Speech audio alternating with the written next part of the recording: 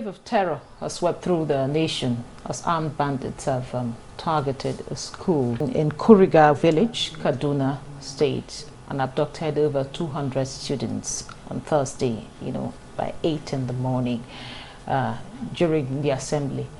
The school children are between the ages of 8 and 15. This heart-wrenching act of violence did not stop at Kaduna alone. In a separate incident, scores of internally displaced persons in Borno State were whisked away, most of them women and children, and by suspected terrorists avenging the northeast. The Kaduna abduction has left parents and the Kuriga community in a state of shock and fear as the safety and well-being of children are put at risk. President Bola Ahmed Tinubu immediately condemned the Borno and Kaduna abductions, ordering an immediate rescue operation to free the captives.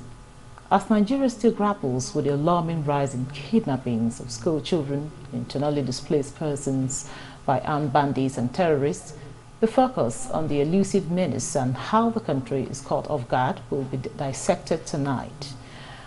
Thanks for joining us. I'm Ikaria Clinton. Welcome to Nigeria Today.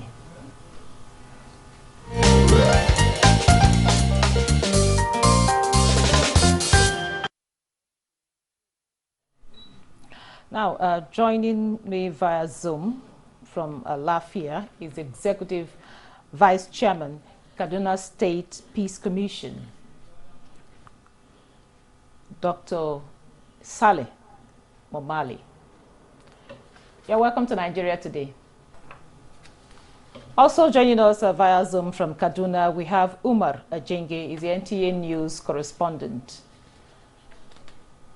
Okay, we'll join him. Umar will join us very soon.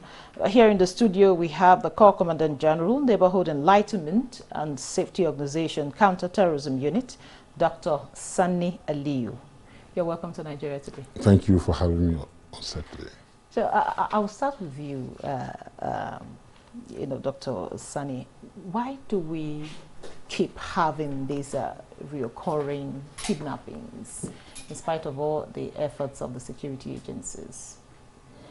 Well, first of all, I would like to stress here that President Ahmed Tinubu is, as soon as he assumes office, he was thinking along the same line we were thinking of ensuring that our border lines are actually protected. Why we are having all these reoccurrences of this incessant kidnapping and terrorism act is because Nigeria as a country, unfortunately, is one of the most porous, has one of the most porous borders, with about 1,050 unmanned borders. No matter how the military take this fight to these terrorists or bandits, as the case may be, the openness of our border lines is still a very big threat, to the extent that foreigners, neighboring terrorists and other groups comes into Nigeria at will and get out at will, because these borders are open and unmanned. So the first problem to deal with is to ensure that those borders are properly secured. This will assist the military in achieving a sustainable success, because soon as you are pushing on these terrorists or bandits, most time they get out of the country and go to another country and stay put for a while and then start launching back again. But the truth is that considering the size of Nigeria, of a land size of about 729 or so thousand square kilometer, 100,000 square kilometer, with over 215 million people spread across this land size, we have manpower of all the security organs. Let me just give it to them, about 1 million. I'm sure they are not up to 1 million. So you expect less than 1 million people to secure a country size of 720-something thousand square kilometer with over 215 million people. I think it's a big joke. So what we need to do as a country is, first of all, know the shortcomings that we are having, that it is not all about the kinetic aspect of fighting this terrorism act and banditry. We have non-kinetic aspects that are not actually explored. And our borderlines, we must do something about our borderlines. And the truth is that we need, as a country, to create another organization, no matter how, that are constitutionally mandated to fight counter-terrorism, banditry, and other heinous critical crimes in this country. Because going by the constitutional mandate, the Nigerian military is to protect the territorial integrity of the nation, while the police is to maintain peace and order in the country, internal peace and order.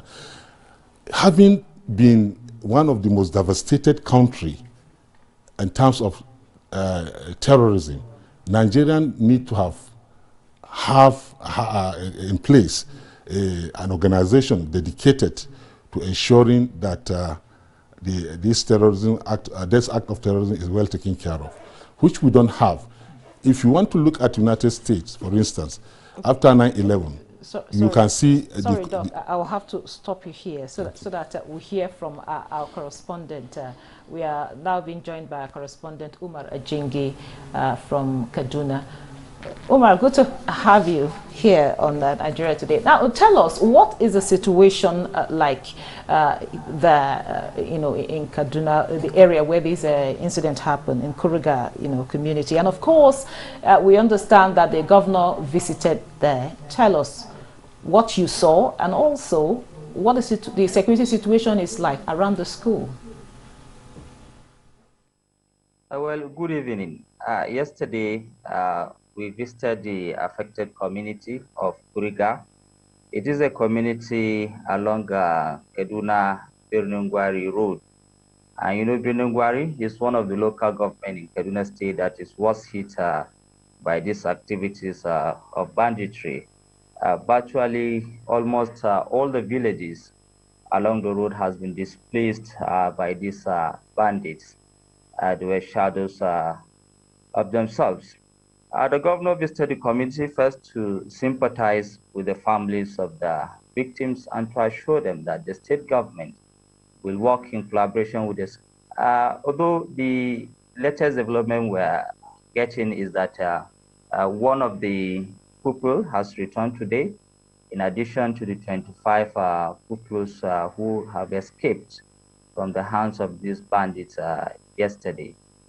What we observe is that the school is quite porous, because initially there were two schools, a primary school that is within the Kuriga town, and another junior secondary school which is at the outskirts of the town that is very close to the bush. Decided to combine these students together to stay in the primary school that is located very close to the town, where probably they can alert security personnel in case of any eventuality. When the incident happened, they were only left with the mess of the local vigilante to pursue some of these bandits, and that is why one of the local vigilante was killed yesterday. Thank you very much, Umar. Now, Dr. Saleh, now tell us, you are from Kaduna State, and of course, this of course came as a shock to everybody, having that number of students being whisked away by bandits. So, what can you tell us? What do you think could be the reason why this community, or why this school was, targeted?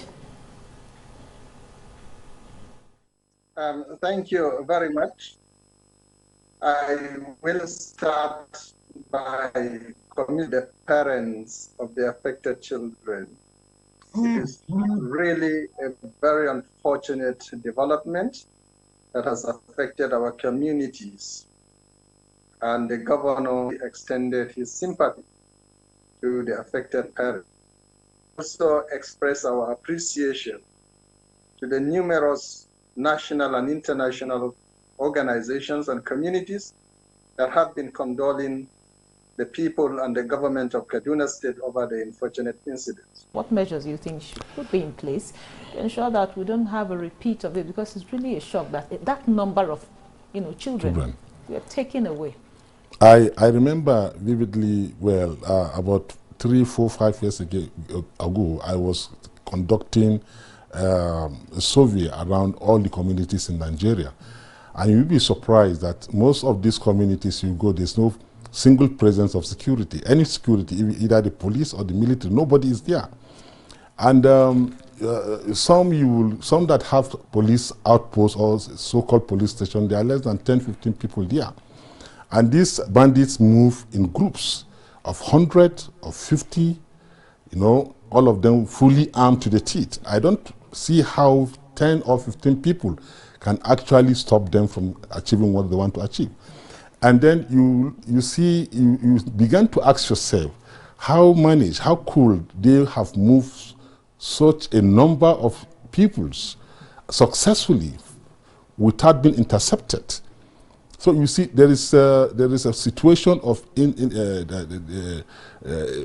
shortage of manpower, like I said earlier, and secondly, we are in the technological world for all intents and purposes. Yeah. And we have young Nigerians that can develop most of this technology. I had an occasion last year that I had to present one young boy who can build a drone, even an attacking drone, to the military for him to do some presentation to them. So what we need to do as a country is to actually look inward, and get together youths that are very technically sound in terms of new technology, to bring them together. If it means to have a research center that we can encourage them to be developing all these things that we need. Nigeria, for all intent and purposes, it's supposed to be the giant of Africa. We were this giant of Africa before now, because if you look at where we are coming from, we help other African nations to secure independence. We help other African nations to maintain their democracy. We help other African nations to maintain peace and order in their country. I cannot understand why this degrading that we are going, what is happening to us. In fact, as far as I'm concerned, this whole war against the terrorism and banditry and whatever is demeaning the capacity of the Nigerian military. Nigerian military, before now, we hold them in highest esteem. That every Nigerian citizen don't see the military and stand. They quickly run away, because it is very difficult for them to see the military outside. Today you can see the military everywhere at the checkpoints and all this. So we are demeaning our military, well-trained military for that matter. If you look at our military history earlier, I think Nigerian military was the best ground military in the whole of Africa, if not the world. And at that stand, I think the president and the National Assembly should look into how to make sure that our military are protected. Because if we have, God forbid, we have external aggression now, I don't see how we can face it. Because already this whole drama is making other smaller African nations see Nigeria as not a big, as not even a country that can stop them from misbehaving. Look at what is happening in Niger. What has happened in Niger, the military incursion in Niger. Our president said no, but they said, which army will come and fight them? If the army could not stop the Boko Haram and all this miscreant display all over the place, to talk more of coming into their country to say they are going to institute democracy. So you see, we need as a nation to actually create an organization that will be mandated and empowered to do all this. The military should go back to the barrack and be re-strategized to ensure that they maintain their constitutional mandate of protecting the territorial integrity of this nation. And again, we must know that security is not a cheap business. Intelligence is not a cheap business either. So the government should know that there is a need for recruiting more youths into security business in this country. They need to harness all these quasi-organizations like my organization, NESO, and others quasi-organization. We need to harness them by the NSA so that they can get the best out of them in ensuring safety and security of our local areas, including our township, is very important and paramount. If you look, we are talking about Kaduna now. Abuja is under heavy threat, and I wonder if our nation should be facing, a capital of the country should be facing such threat. Imagine the Kuje break the other time, okay, and imagine some kidnappings that are happening inside Abuja. So I think we need to take this thing a very serious business. Okay. Now, I'll come back to you. Now, back to Dr. Sally. You are telling us something about what could be, responsible for it. Now, tell us, are there some socio-economic underlying factors that you think that are responsible, are contributing to the vulnerability of these communities, to these, kidnappings and security threats? Yes, I think in the background that was earlier provided by Omar, he has given the context in which Borno local government in Kaduna State has witnessed almost running to 2 decades of high-intensity criminal activities, mostly perpetrated by banditry groups. Again, in the more recent years, with the onslaught on some of the Islamist groups, particularly the Boko Haram and ISWAP, many of them began to move to some part, establishing cells in parts of Borno and are now extending some of their operations into parts of Niger State. So this is a huge challenge for the Nigerian government and for the entire people of the region. Dr. Sani, so to tell us, this is becoming embarrassing, just like you rightly said, coming from the fact that we are being seen in Africa as the giant of Africa, and having these kinds of, security challenges is, like I earlier said, is not really too good for us, economically. Now, we've had several incidents from the past. One will wonder, have we not learned any lesson from the past incidents? You see, the whole Nigerian security arrangement is reactional. It's not proactive. This is the problem we are facing, main problem we are facing with our security operation in this country. You wait for something to happen before you start taking actions and reacting. It is very sad that some of us will meet and try to push for some things on how to get this thing early enough before they occur. But you see, sometimes you wonder what is happening because it's a big slap on our face as a nation. Talking about Nigeria, with the Nigeria I know, the Nigeria I love, that some group of miscreants will become very disturbance to the extent they are stretching our security apparatus in this country. So it is very sad to take note of that. But then I wouldn't say that the security agencies are not working. They are working 24/7, including the military. In fact, of late I have had causes to meet even with the Chief of Defense Staff to discuss this matter. In fact, he's very, very bothered about it, and they are trying to see how to resolve all this matter. Having come from the field, the Chief of Defense Staff was a field commander before, a theater commander, and then even the Chief of Army Staff, Lagbaja, equally was a theater commander. So they have experience, they know all these things, and but the problem is that it's like you are having a wound. Instead of treating the wound itself, you are treating the surface of the wound. Now, it is not, like I said, this whole thing has a multifacial approach. You do not just depend on the kinetic aspect and you think you can win the war. This kind of war is not there to win, but it's there to degrade and to maintain that degradation. For instance, if you look at maybe a year or so, or 2 years ago, Nigeria, from being the third most terrorized country in the world, recovered to become the 8th the most terrorized country in the world. But now you are seeing the reprisal coming up again. And this is because when you have achieved this level of success, you need to sustain that tempo.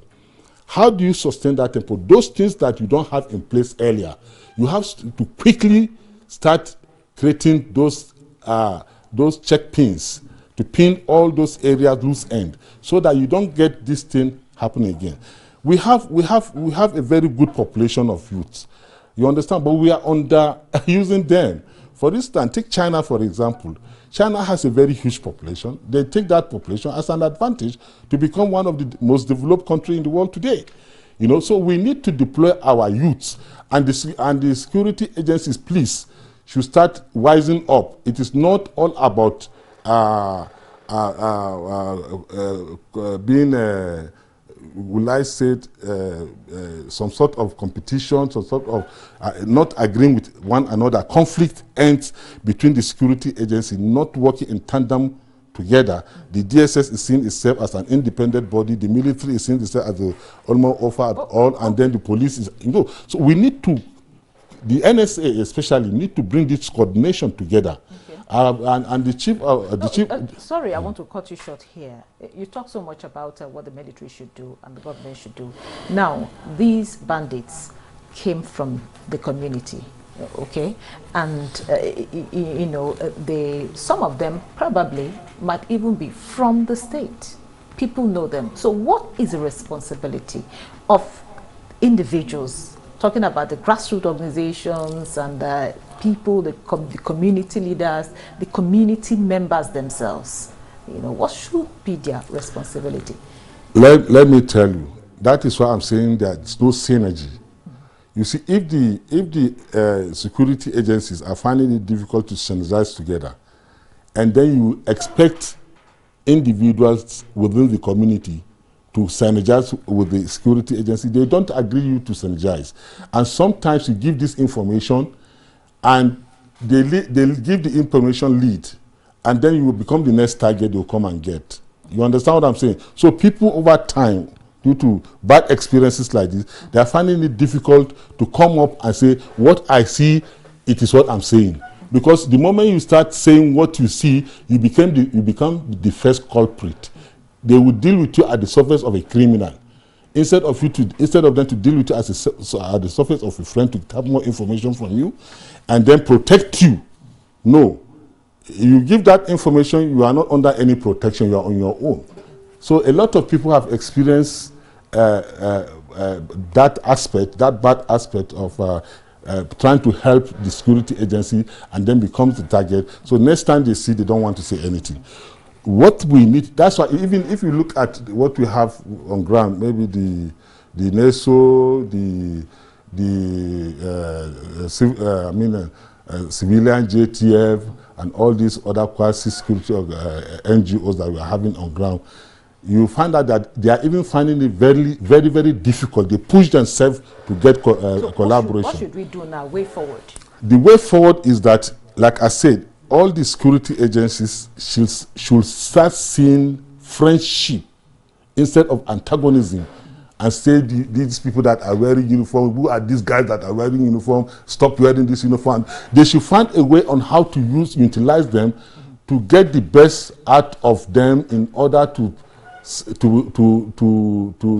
deliver the constitutional contract and social contract they have with the Nigerian people.